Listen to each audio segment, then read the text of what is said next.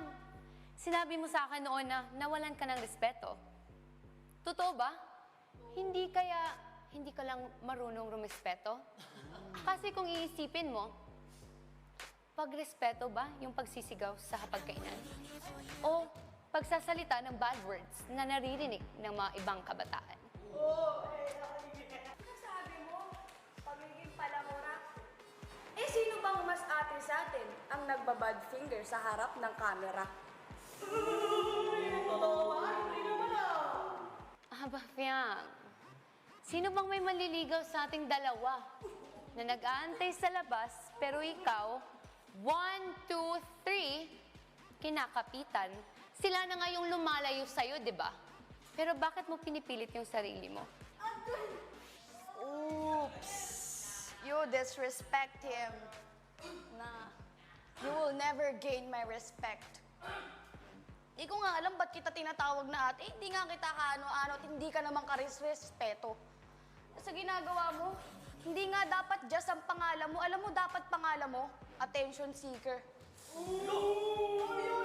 Alam mo, Jazz, tatanggalin ko na yung ate ha. Nalilito ako kung ano ba talagang pakay mo.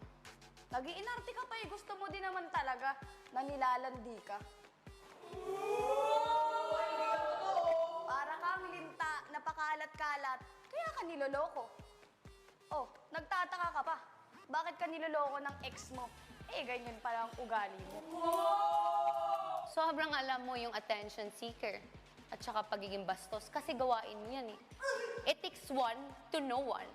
Niloloko ako? Eh, hindi ko naman yung kasalanan eh. Sino ba yung iniwan tapos ang tagal naka-move on? Eh, ikaw, proud ka ba na nakikita ng kapatid mo at ng mama mo ang kalandian mo dito? Ano bang pinunta mo dito? Pangarap? O syota?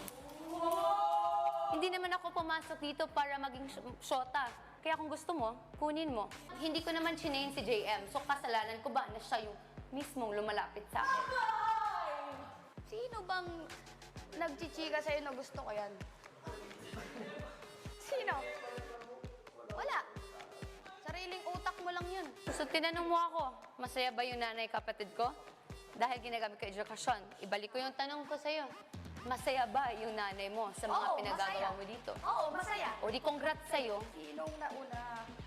Sure ka bang optimistic ate ka na yan? Next pair. O kaya pakitang ate?